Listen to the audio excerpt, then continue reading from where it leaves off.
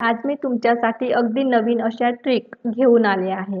दररोजच्या उपयोगासाठी ह्या ट्रिक खूप कामाच्या आहेत. तर स्वागत आहे तुमचं आपल्या केअर कट्टा ह्या चॅनलवर. लगेच बघूयात.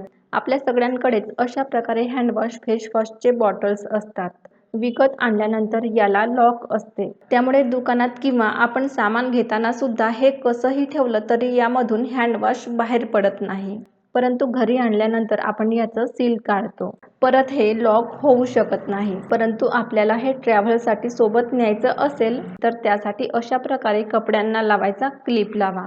हे छान लॉक होतं. आता उन्हाळा सुरू झाला आहे. दररोजच्या वापरासाठी आपण आईस ट्रेमध्ये बर्फ जमवतो. तर आईस ट्रेमध्ये पाणी भरताना काय होतं की अर्ध्यापेक्षा जास्त पाणी खाली सांडते. त्यासाठी हे बघा, आईस ट्रे अशा प्रकारे थोडा तिरपा पकडा आणि अशा प्रकारे एकाच ठिकाणाहून पाणी भरा. पाणी अगदी काठोकाठ भरलं जाते आणि तुम्ही बघू शकता एकही पाणी खाली सांडत नाही. छोटीशी ट्रिक आहे परंतु खूप कामाची आहे.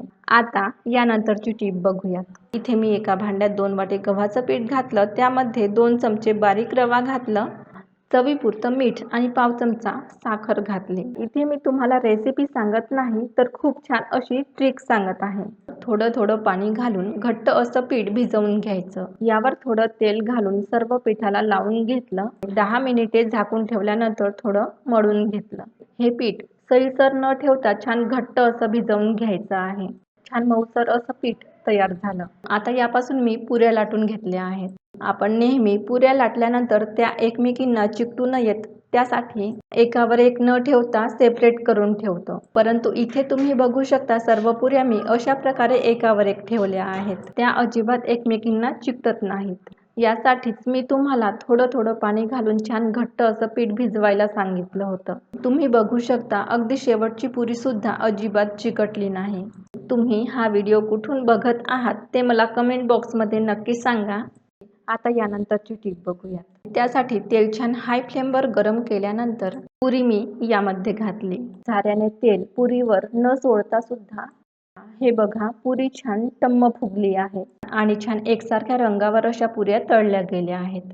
इथे लक्षात घ्या, साखर घातल्यामुळे पुरीची चव गोड होत नाही. तर पुरीला असा एकसारखा रंग येण्यासाठी पिठामध्ये मी साखर घातली होती. नक्की करून बघा.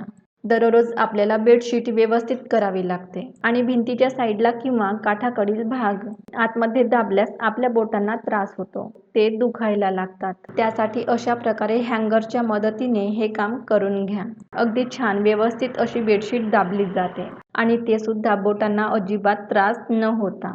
नंतरची टीप बघूयात. बऱ्याचदा काय होतं की शर्टाचे बटन लावताना सुद्धा आपल्या बोटांना त्रास होतो, ते दुखायला लागतात. त्यासाठी मस्त अशी ट्रिक बघा. अशा प्रकारे सेफ्टी पिन घ्या. सेफ्टी पिनचा मागचा भाग बटनमध्ये घाला आणि अशा प्रकारे बटन लावून घ्या.